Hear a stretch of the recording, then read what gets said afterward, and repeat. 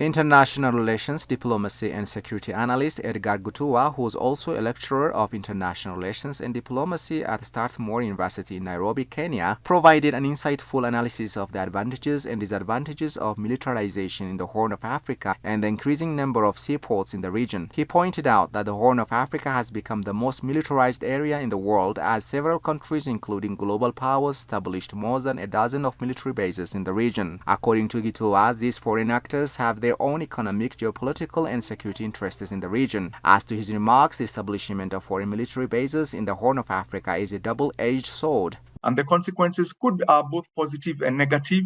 Yes, there is the positive of keeping peace and protecting the maritime trade routes around the Gulf of Aden, going into the Red Sea.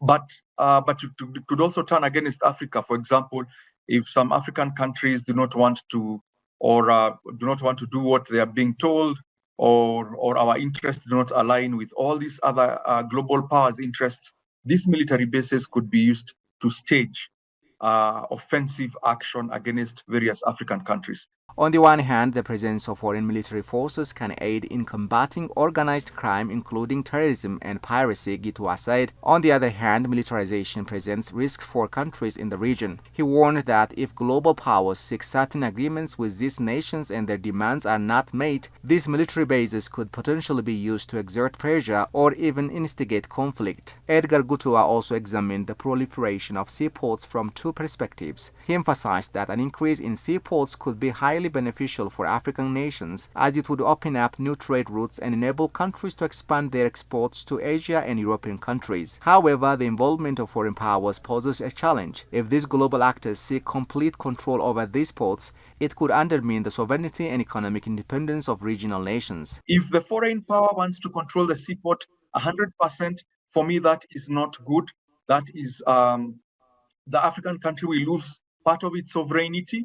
But if it is a shared resource, then I think it is a win-win situation where both the host country and the foreign power that has built a seaport will both be able to utilize it, and both countries will get benefits. Ethiopia, the world's largest landlocked country and a member state of the Horn of Africa, lacks direct access to the sea. Meanwhile, external powers have successfully secured ports in the region for both commercial and military purposes. Edgar Githua advocates for neighboring countries in the Horn of Africa to grant Ethiopia maritime access in the spirit of Pan-Africanism and regional cooperation. In the Pan-African spirit of regional integration and Pan-Africanism, Somalia, Djibouti, countries like Kenya should be able to allow and give Ethiopia concessions and give it access to the sea, have a seaport, because that way Ethiopia's big economy is going to actually get a way of ventilating and having access to the sea. Ethiopia currently finds itself at a crucial crossroads in its quest to gain access to port facilities along the Red Sea, a goal that holds significant implications for its economic stability and regional power dynamics. As the second largest nation in Africa by population, Ethiopia's search for maritime access transcends mere geographic concerns. It is a reflection of its broader ambitions for economic growth, regional integration, and self-determination, the Ethiopian news agency reported.